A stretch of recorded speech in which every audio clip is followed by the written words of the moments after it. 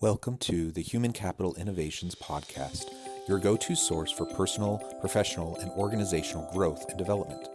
We hope you tune in often for all things people management, organizational development and change, organizational leadership, and social impact related. Maximize your personal and organizational potential with Human Capital Innovations Podcast.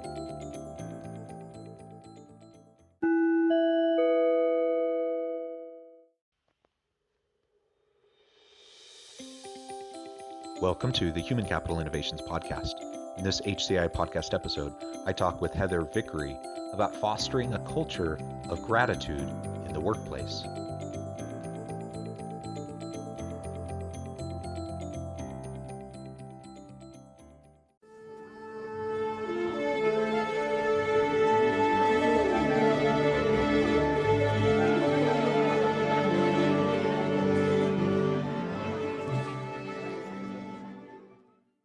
Heather Vickery, welcome to the Human Capital Innovations Podcast. Thank you so much for having me. Delighted to be here.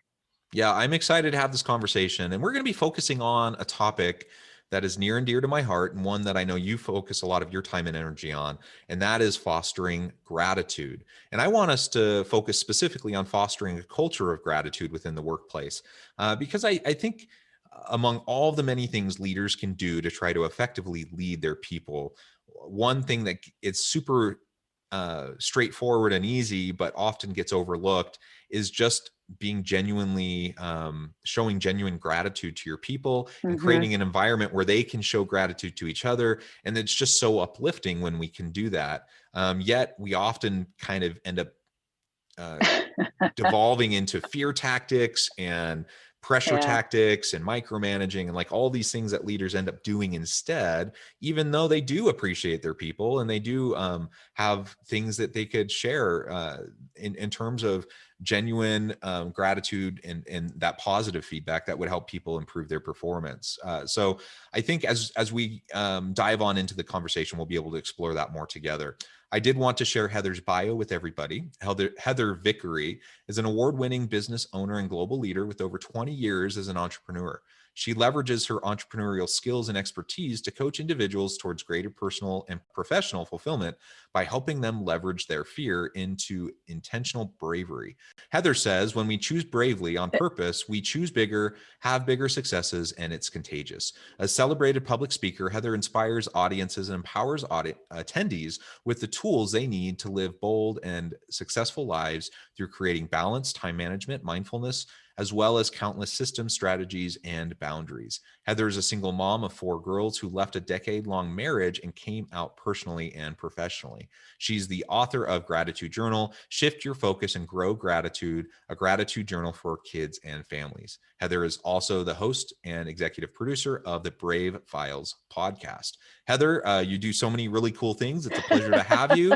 Anything else you would like to share with listeners by way of background or personal context before we launch in? Yeah, so just for point of reference, I am certified in positive psychology, and at the root of positive psychology really is gratitude. And so while it used to be something that folks thought, boy, that's nice, now we know it's not just nice. It is nice. It's not just nice. It's science. And when we practice gratitude for ourselves, so there are 2 different parts. When you practice gratitude for yourself and then also share that outwardly. So there's a difference between feeling grateful and expressing gratitude. What happens is you stimulate your parasympathetic nervous system, which decreases stress, anxiety, and depression. It increases overall happiness and joy. And of course, it seems so simple and it seems so silly. So just to add to the bio is I've done a lot of work to figure out how a lot of these things that folks kind of want to call soft skills have some real powerful science behind them. And they work in the workplace and they change the game, which is so wonderful because business as usual is not business as usual anymore. And if you are stuck trying to do things the way the old guard did them, you're going to get left behind and it's going to hurt in the process. So we can avoid that. Bonus, right? Yeah, absolutely a bonus. Avoiding there's plenty of stuff that leaders have to deal with There's always these pressures and the weight and the heavy, burden you bear on your shoulders, just going the day to day and trying to keep things moving forward productively. And why not do something relatively simple that can just enhance the environment and the existence of everybody on your team? It'll help you as an individual. It'll help your team. Absolutely. Yeah, so let's talk more about you. You Absolutely. you started to What get into the positive psychology elements. What are, and you started to list a few of those things. Let's talk more specifically about how showing gratitude benefits the giver of the gratitude, as well as how it really benefits the receiver. Yeah, I will say, before I can get into that, I think that we really have to start internally. If your motivation is to express gratitude, let me start over. Gratitude has to come from the inside. You have to be able to feel it and understand it and know that it has a powerful impact. People want to skip the part where it's about them. They want to get right to, being a better leader or growing your team or making other people feel good. And we want you to do that, but that really should be built on a foundation of doing that for yourself. And as inspired leaders, as thoughtful leaders, the best way you can do that is by leading by example, and urge everyone to have even a very minimalistic personal gratitude practice where once a day they list 3 to 5 things they're grateful for and why. Because when you can understand the why, you can replicate that behavior. Then you will automatically start expressing it outwards because it feels so good. And you'll go, oh, I had this great podcast interview with Jonathan, and I'm so grateful for the opportunity to talk about something that is so important to me. And then I go, Jonathan, thank you. I'm so grateful for this experience. And then you feel good. And then we move forward in that sort of loving, grateful way. So we will talk about that, and it's really important. But I just want everyone to know that you can't skip over the part where you do this for yourself. If you Yeah. do that, it won't work. Yeah, well, that's a very good point. And I had a recent discussion with another professional like yourself, and we were talking about the role of self-leadership and how important it is to do that self-work first.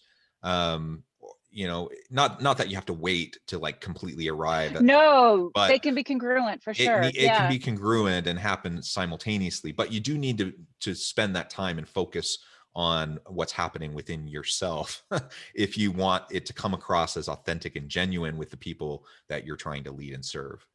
absolutely. And the higher up the executive chain that I work with as a coach, I find it harder. I'll say to people, we end almost all of our coaching sessions with, okay, list 10 things you're grateful for and why. And you would think that I'd ask these people to do some sort of advanced calculus.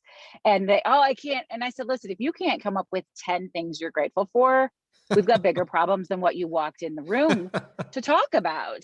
But until you can know that you can really be grateful for the fact that the sun is shining and it feels nice, or your desk chair is comfortable, or then you get into bigger things, that it just doesn't work. But once you get good with that and you practice it, and my favorite thing about the science behind this is y'all don't even have to believe me. You just have to do it because it will work, because it's science, because it will neurologically rewire your brain. You will stimulate that parasympathetic nervous system, decrease stress, anxiety, and depression, and it'll just happen whether you think it's the truth or not the truth.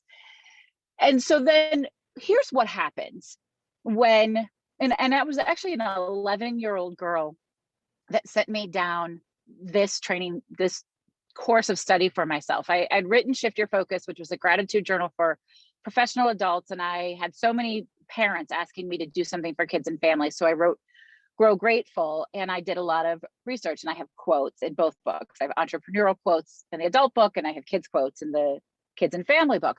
And one darling, brilliant 11-year-old said, but mom, because I did it through their parents, I think that there's a difference in feeling grateful and expressing gratitude.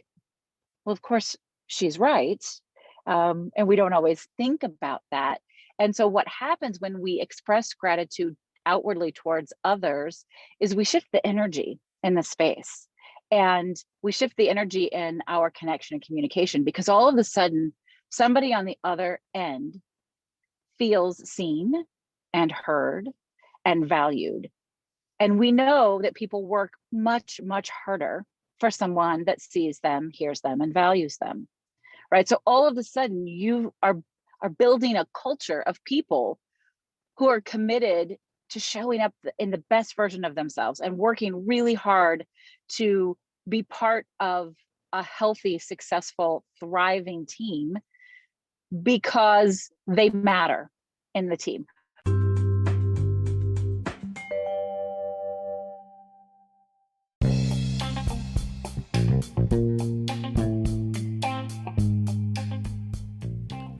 I'm excited to announce the publication of my new book from HCI Press, The Alchemy of Truly Remarkable Leadership: Ordinary, Everyday Actions That Produce Extraordinary Results.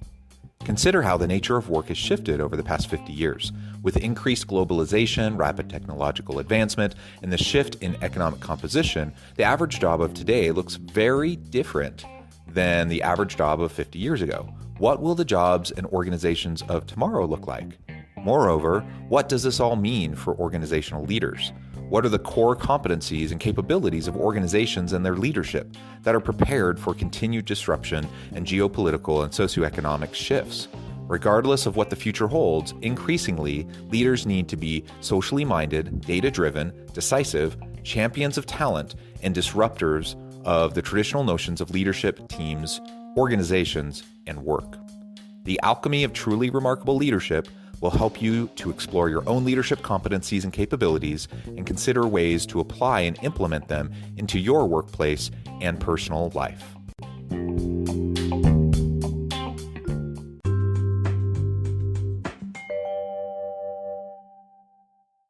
When you say to your team members, okay, this is the situation we're dealing with. Let's talk together about how we can move through the next phase, or we can problem solve this, or let's look at what didn't work and how can we make that different. And then when you say, oh, that's a great idea, thank you, or you give people credit for what they've done, the conversations, what they've brought to the table, everything shifts. And when you do it for yourself and people can see it, they will model that behavior. But also, that's a really, really great way to show up as an inspired leader and build leadership from the ground floor up in your company, because they see you behaving that way and they start to think that's how they should lead a team, instead of, dictator like demanding that people do it exactly the way you want to do it, all of that. So when you ask employees their thought and their opinion, when you thank them for it, especially if you've been touched or moved or something's been made better for you and they maybe don't know it, to say, I don't even know if you know this, but when you said that, it lit off a chain of ideas, and now I'm doing this, but it came from that idea that you had. It's just really impactful. One of my favorite new books is The Wolf Pack by Abby Wambach, which is 98 pages of fabulous. And one of the chapters talks about a success is a team success. She said, if you've ever seen me get a goal, when you watch me on TV, I'm pointing to everybody else on my team, because I couldn't have made a goal if somebody hadn't passed the ball to me, or if this person hadn't trained me, or this person hadn't cheered me on. And that's really what gratitude is about. It's about building that community effort and making people feel loved and valued and seen and heard. Yeah, well, I love that. Loved, valued, seen, and heard. That sums it up really, really well, doesn't it? And it's amazing how often people go about their day without feeling those things, and it's Yeah. very, very sad to me. Yeah. I was talking with another professional a few weeks ago, and we were talking about the state of just general loneliness in the world, loneliness in the workplace. And there was a recent study, and this blew me away, that 1 in 5 millennials say they don't have a friend, like a single friend, not even a good friend, like any friend. And that, I mean, that is heartbreaking to me, that Yeah, people would go through life without having that personal connection. We are social animals.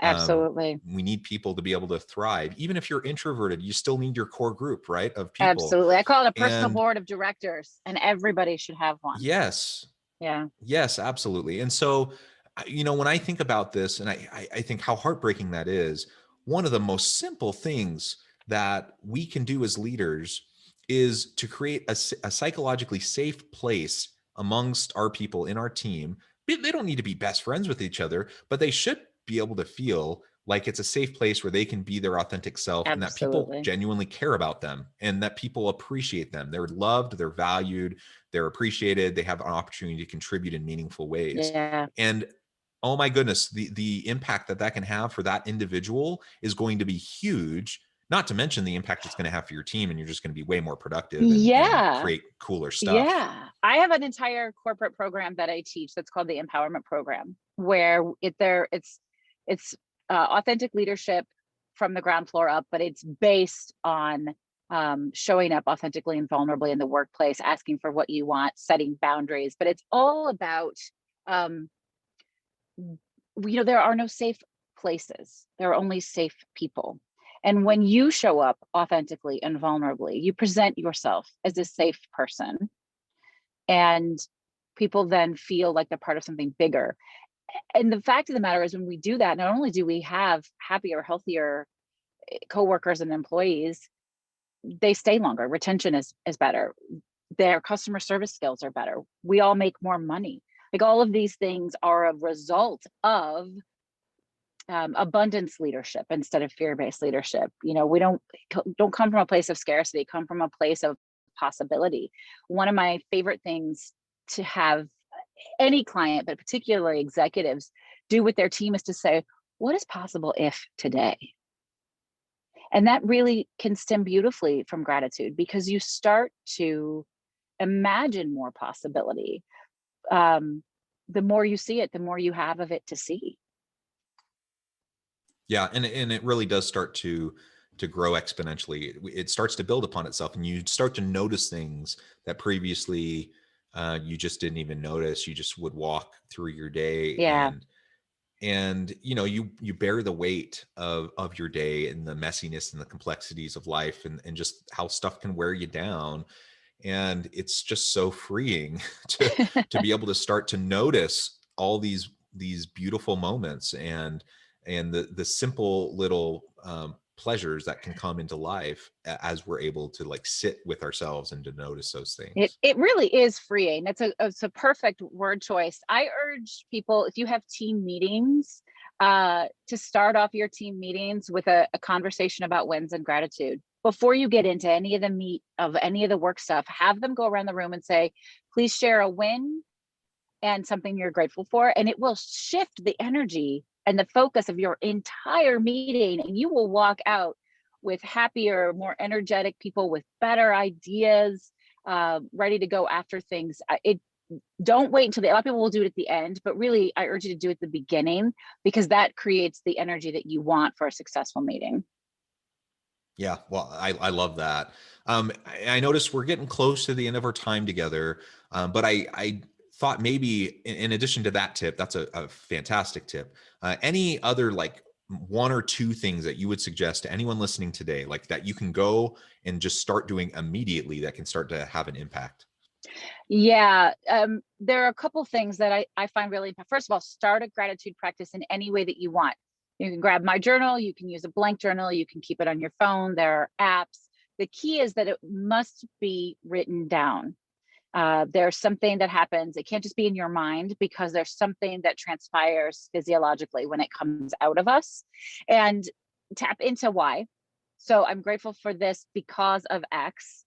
So that I always say, I always use I'm grateful for the stream of sunshine in my office as an example, because I feel like I'm a plant.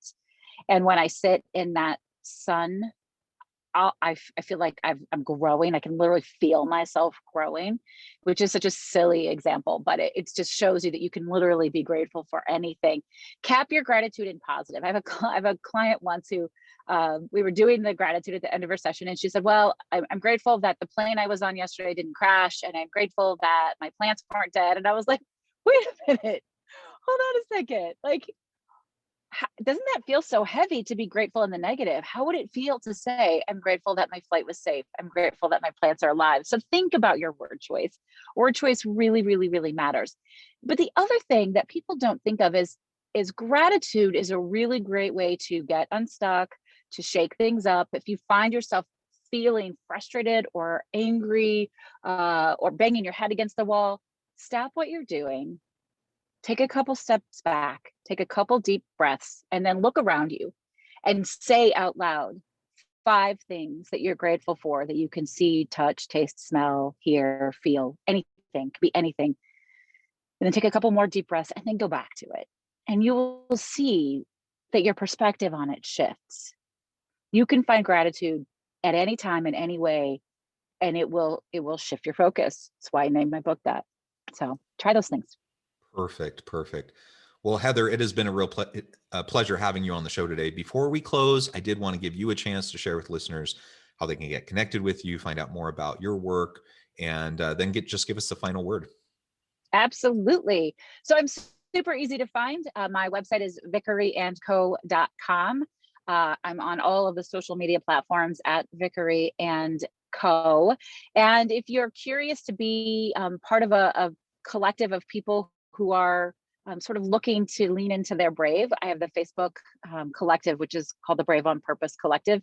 Just search it up, come hang out with us. It's free. We do a lot of positive leadership and things like that. And I'm not sure when this episode is going to air, but in July, I'm going to do a workshop where I teach my Brave method, which is my coaching platform to lead a more successful, healthier life and business. And I'd love to get you on the waiting list to come and join us for this workshop. Perfect. Thank you, Heather. It has been a pleasure. I encourage listeners to reach out, get connected, find out more about her books, her work, get involved with the workshop, check out her podcast. She's doing so many really great creative things. And as always, I hope everyone can stay healthy and safe, that you can find meaning and purpose at work each and every day. And I hope you all have a great week.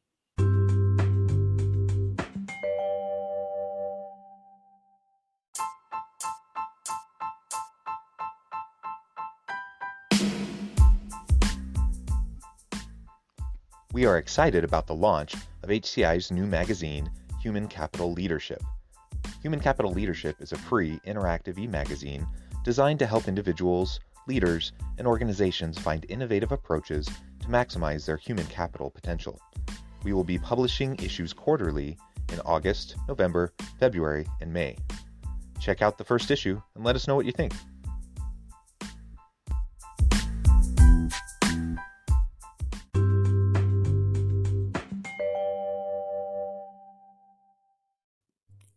Thanks again for joining us for this episode of the Human Capital Innovations Podcast. I hope you stay healthy and safe and that you have a great week.